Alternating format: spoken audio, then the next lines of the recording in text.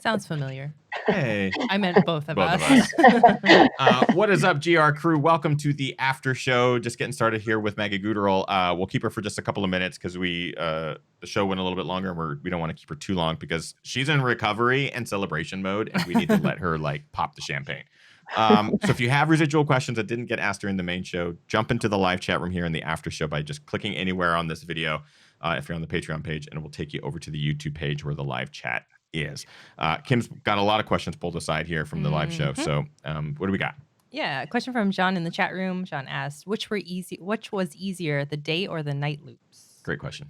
They both have their own challenges. I mean, the second and third day were difficult on the trail, and you couldn't wait to get to the road because it's technical and you had less time to rest. And then the night loops, just because it's dark and you're fatigued, it was very hard to stay awake. And then you'd hope for daylight and to get to the trail loop. So they both had their own challenges. There's no street lights. There's nothing like, I mean, this is backcountry There's Tennessee, like right? one street light, but it was really dark this year. Because last year you could kind of have what's left of the full moon. And this year it was overcast. And it was like half moon or something. So, but yeah, it was pretty dark. Got it. Question from Pete. Pete says, on these repetitive runs, how do you deal with the monotony over hours and over days? Well, at night you listen to music. That's what I did.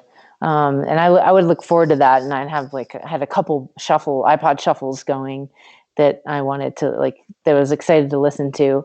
And then the day loops, you would just talk to people, and then, you kind of get more fatigued as it goes on, and you're just in this tunnel vision, kind of get through it. And then time flies or it goes really slow. And, you just kind of have to focus more and more as the days go on. So I had to spend a lot of mental power on the third day focusing on the trail and not falling. So that took up a lot of my time, and it wasn't boring. Question from Crispin. Crispin says, elevation, how much gain is there per loop? Anything at all? Yeah. So I forget. I thought there was like 400 a loop. So it's not that much. Then someone asked me if it was said it was 600, but yeah, I think it can't be more than like 400. I don't think. That's not, that's still enough. That's still enough to get you. Yeah, After hours and hours. The one big hill is not steep, but you just walk it. But then there's just kind of little ups like that. It's little chunks. Yep. Mm-hmm.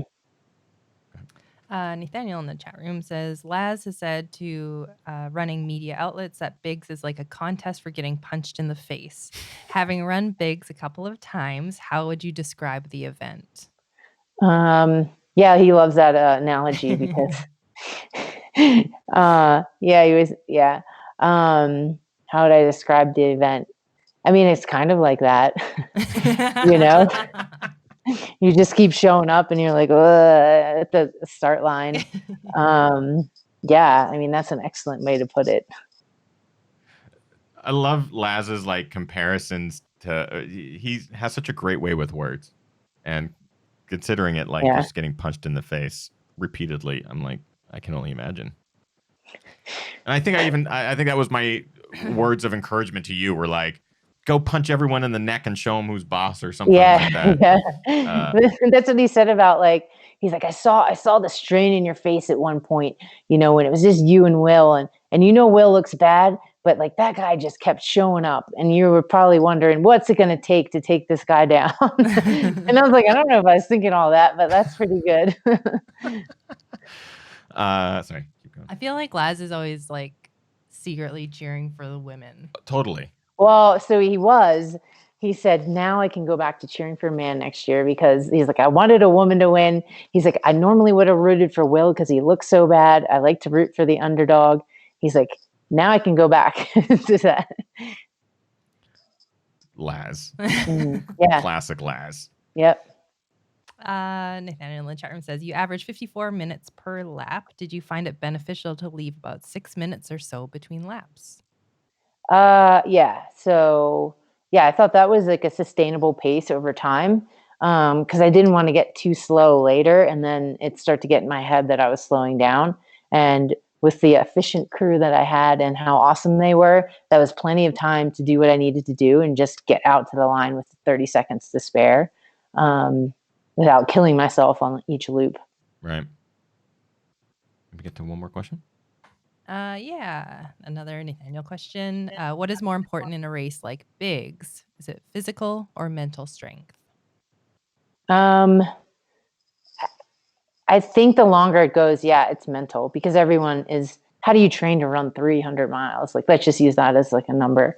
I didn't know how far the race is going to be. To be honest, like the highest mileage I did in training was like 85 miles.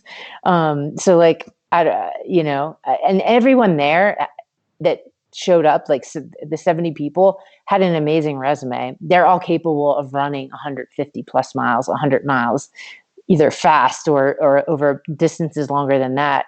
So I think mental part of it comes down to it, and just staying that in that mental game.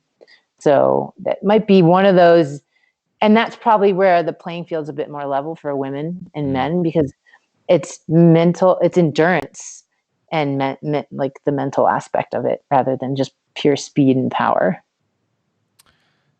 Again, it's an incredible accomplishment, Maggie. I hope you get a chance to celebrate it for as long as possible before even thinking about the next thing. It is so awesome to see where this could lead for you career-wise and the sport and everything like that. So a huge congratulations on your crushing. A huge congratulations for Titus. Punching everyone in the neck.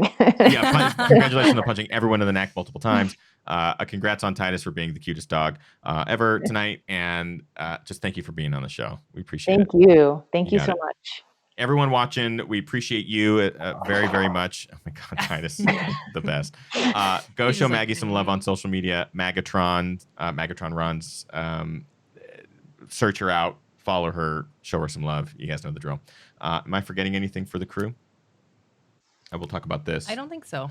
We have crew shirts. So there's now GR Crew t-shirts. We had a pre-order that went live about a week and a half ago. The next round will be the first week of November. So we're going to have like hoodies. I think we're working to get some beanies, some head wraps, sweatshirts, and then t-shirts. So the first week of November-ish, look for that post on Patreon, because these are exclusive items only to you. There's going to be limited numbers of each of the things.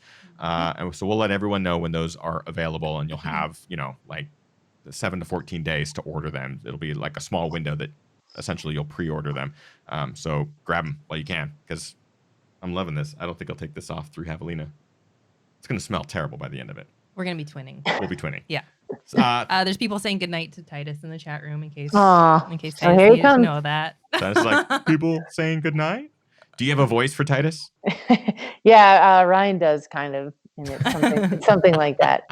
Whatever it is, it's kind of derpy. Derp, derp, derp. Thanks to our guest, Maggie Guterl, and thank you all very much. Get out there, train hard, race harder, part of the hardest. I know I am. Night. Bye.